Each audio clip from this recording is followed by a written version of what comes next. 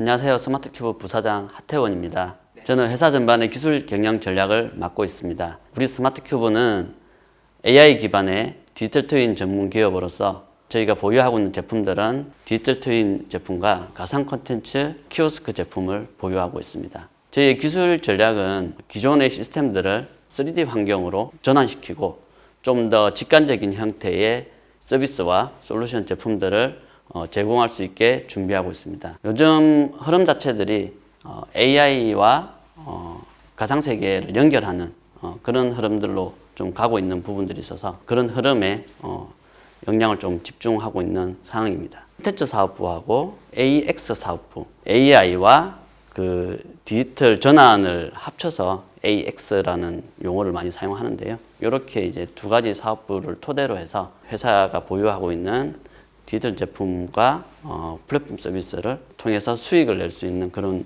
방향으로 회사를 전반적으로 끌어나가고 있습니다. 특히 올해 가장 큰 목표들이 작년부터 이제 이어져 왔던 디지털 트윈 제품들을 좀 더 핵심 기술을 좀 더 연구 개발하는 방향으로 보고 있습니다. 특히 디지털 트윈 제품 같은 경우는 기존의 3D 시각화와 또 간제 역할을 하는 기술에 좀 집중되어 있었다고 하면은 올해부터는 각각의 그 물리적인 특성들을 반영할 수 있는 가상 시뮬레이션 기능들을 좀 더 고도화시킬 수 있는 제품으로 융합시켜서 준비하고 있습니다. 디지털 트윈 기술이라고 말씀해 주셨는데 메타버스하고 어떤 차이가 있는지. 기존에 이제 메타버스 기술들은 많이들 들어보셨을 겁니다. 두 개의 이제 가장 큰 차이점은 메타버스 기술 같은 경우는 좀 다양한 형태로 좀 제공될 수 있는데 내가 상상할 수 있는 것들을 모두 3D 형태로 좀 보여준다고 생각하시면 됩니다. 그래서 메타버스 같은 경우는 애니메이션 같은 그런 형태도 나올 수가 있고요. 관광이라든지 또는 그냥 다중으로 접속해서 회의를 한다든지 그런 형태들로 좀 다양하게 구현될 수 있는 게 메타버스의 특징이고요. 이와 좀 차별화된 그 부분의 디지털 트윈 기술 같은 경우는 실제 공간이나 실제 시설물이나 환경 등을 가상으로 거의 흡사하게 그대로 좀 재현해내야 되는 게 일단 기본적인 특성을 가지고 있고요.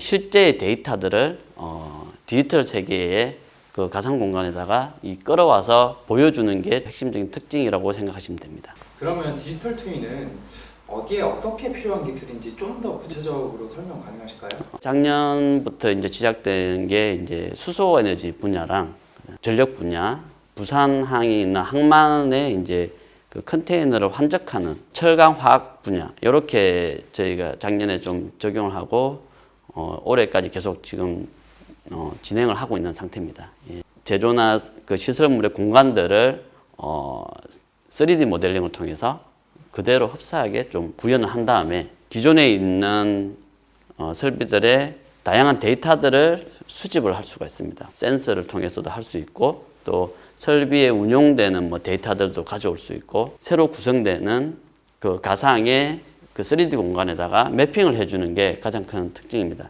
우리가 실제 공간에서는 어떤 데이터가 어떻게 돌아가는지 알 수가 없지 않습니까? 실제 공간을 시스템화 했을 때 우리가 알고 싶은 데이터들을 알 수가 있는데 웹 시스템 같은 것들로 해서 그 실제 공간 데이터들을 끌어와서 우리가 보게 되죠. 근데 그 2D 웹화면의 한계 같은 경우는 좀 대규모 시설이라든지 설비 등이 있을 때 그 각각의 그 실제 시설물들이 가지는 특징들을 웹화면에서 직관적으로 좀 파악하기 힘듭니다. 그냥 숫자들로만 표현이 많이 되기 때문에 이제 디지털 트윈을 여기서 접목을 시킨 경우에는 실제 공간을 시각적으로 그대로 트윈화 시켜서 보여주고 거기에 우리가 원하는 내가 보고 싶은 데이터, POI라고 하는데 관심 지점들을 매핑을 시키게 되면 좀 더 직관적으로 이 특성이 있는 시설물에 이런 데이터들을 나는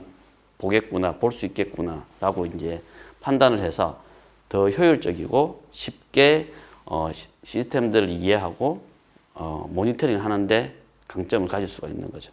스마트큐브에서 가상 관광 콘텐츠 분야도 좀 서비스하고 있는 걸로 알고 있는데요. 저희가 작년 하반기부터 가상관광 콘텐츠 개발을 위해서 좀 많이 회사 역량을 집중하고 있고요.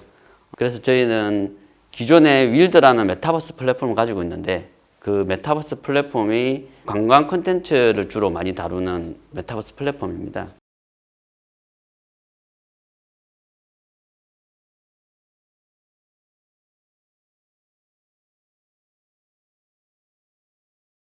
콘텐츠들을 오프라인으로 옮겨와서 좀 더 사용자가 쉽게 접근할 수 있고 많이 활용할 수 있는 형태로 좀 고민을 하다 보니까 좀 대형 화면의 키오스크 제품을 좀 생각하게 됐습니다. 기존의 메타버스는 온라인 접속을 통해서 된다고 하면 오프라인 이제 가상 콘텐츠 같은 경우는 오프라인에서 사용자가 직접 체험형으로 접근할 수 있는 좀 또 다른 형태의 이제 장점들이 있습니다. 보통 기존의 그 키오스크 안내 생각하시면 보통 2D나 뭐 맵 형태로 이렇게 되어 있습니다.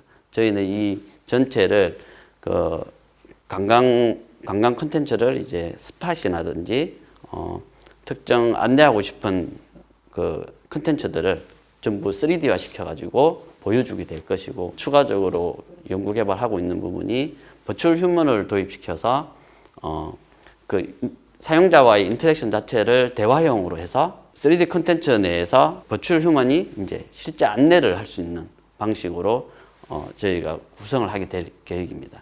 지금 전남권 같은 경우는 목포, 신안, 여수 쪽으로 저희가 작년에 그 관광 콘텐츠들을 구축을 했었습니다. 메타버스 내에 저희가 이제 그 각 주요 관광지들을 이제 다 구현을 했었는데요. 그 구현된 콘텐츠들을 이제 오프라인 키오스크에 접목을 시켜서 버추얼 휴먼을 통한 관광지 설명들, 안내들을 할 수 있게 저희가 준비를 할 계획입니다.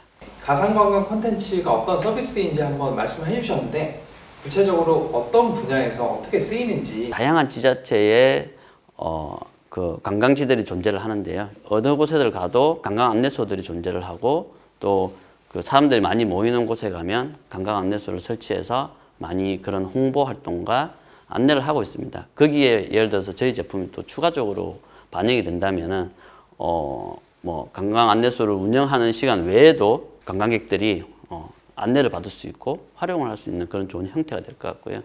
또 저희 키오스크의 장점인 이 일종의 체험까지도 할 수 있는 콘텐츠가 제공이 되기 때문에 굉장히 관광객들한테 좀 좋은 호응들을 받을 수 있다고 생각합니다. 공공기관이라든지 지자체뿐만 아니라 B2B 그러니까 일반 민간기업 영역에서도 저희가 충분히 많이 활용될 수 있습니다.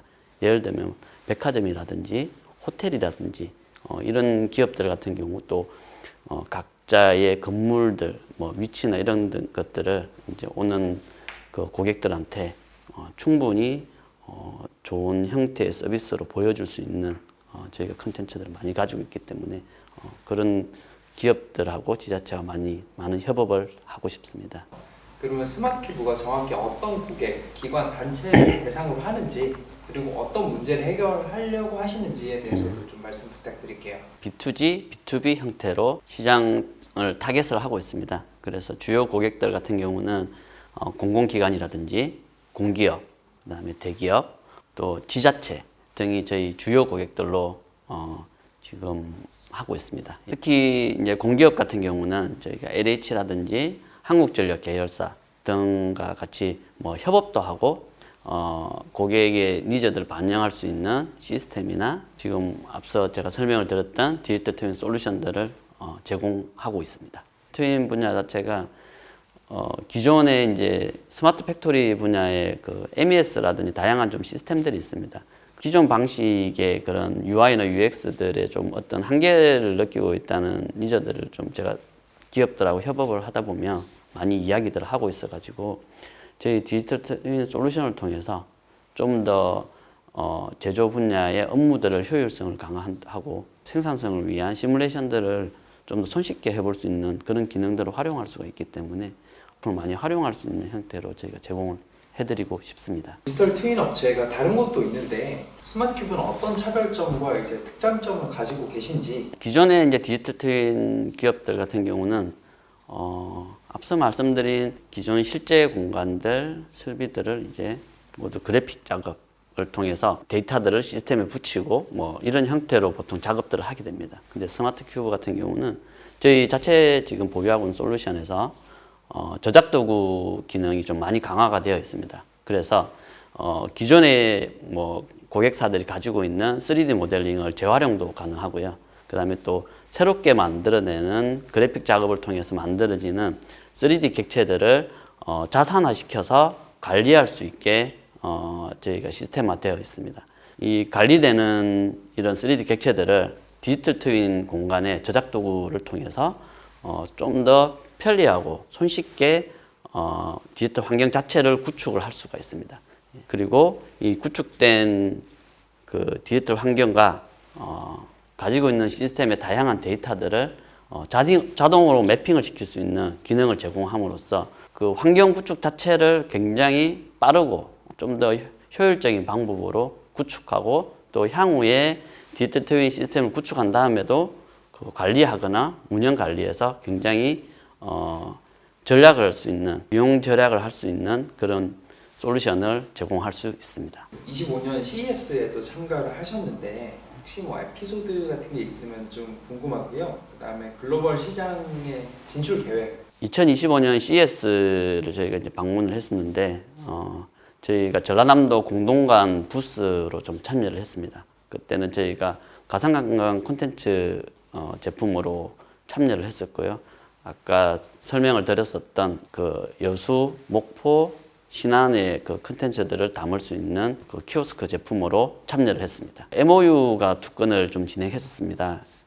기존에 그 협업하고 있던 독일 쪽 그 하드웨어 회사와 MOU를 진행했었고요. 미국 회사 그 좀 마케팅 전문 또 마케팅 유통 전문 기업하고 저희가 MOU를 진행했었는데요. 저희가 보유하고 있는 디지털 트윈 솔루션이라든지 그 메타버스 플랫폼 이 부분에 좀 더 관심을 가지시더라고요. 이제 그 이야기를 좀 확대해서 나누다가 이제 MOU까지 하게 된 케이스입니다. 회사가 계속 여러 가지 경험과 역량을 가지고 있으면 또 다양한 형태로 기회가 오는구나라는 걸 좀 느끼게 된 계기였습니다. 25년에 서비스 계획이 어떻게 되시는지 그리고 스마트 큐브에서 핵심 목표가 갖고 있는 게 있다면 고객의 니즈를 반영할 수 있는 그 제품을 사업화를 만드는 과정을 좀 더 집중을 하려고 합니다. 그 다음에 플랫폼 서비스를 지금 저희가 기존에 가지고 있는 기술들을 좀 융합시켜서 서비스화해서 이 부분을 사업화하는데 좀 고민을 하는 지점들이 있습니다. 그런 부분들을 좀 올해는 좀 더 역량을 집중해서 해나갈 계획을 하고 있습니다. 우리나라가 뭐 그래도 다른 해외 유수의 기업들보다는 전반적인 업무의 시스템화, 디지털화가 많이 되어 있는 상황입니다. 근데 이제 기존에 가지고 있는 그런 시스템적인 측면을 굳이 또 DX라는 표현을 하는 이유가 단순한 시스템에서 좀 더 입체적으로 디지털화 시킨다는 개념을 좀 가진다고 생각을 하고 있습니다. 좀 더 플러스로 디지털 트윈 기술 도입을 통해서 단순히 그런 그 디지털 세계를 그 모니터링하고 관제를 하는데 그치지 않고 시뮬레이션 기능들이 좀 도입이 돼서 그 좀 더 디지털 트윈의 기술이 좀 효율적으로 접목될 수 있는 방향으로 가려고 하고 있고 또 저희도 그쪽으로 계속 연구 개발을 하고 있는 상태입니다. 화학 시설의 안전 분야라고 생각했을 때 저희가 이제 뭐 어떤 화학 작용이라든지 뭐 어떤 외부 요인으로 인해서 그 화학 시설물에 뭐 폭발이라든지 화재가 발생하는 경우 우리가 실제에서는 그거를 이렇게 확인해 보기가 쉽지 않지 않습니까? 예를 들어서 온도가 뭐 200도가 올라왔을 때 어떤 설비는 폭발을 할 수 있다라는 그냥 그 가정치를 가지고 있는 건데 이거를 디지털 트윈 환경에서 시뮬레이션을 해봤을 때는 200도의 특성에 어떤 다른 요인들이 추가가 돼야 뭐 폭발할 수 있다 이렇게 좀 시뮬레이션 해보고 가정치를 따져볼 수 있는 좀 더 좀 직관적으로 따져볼 수 있는 그런 환경들을 구축할 수가 있습니다. 네, 감사합니다.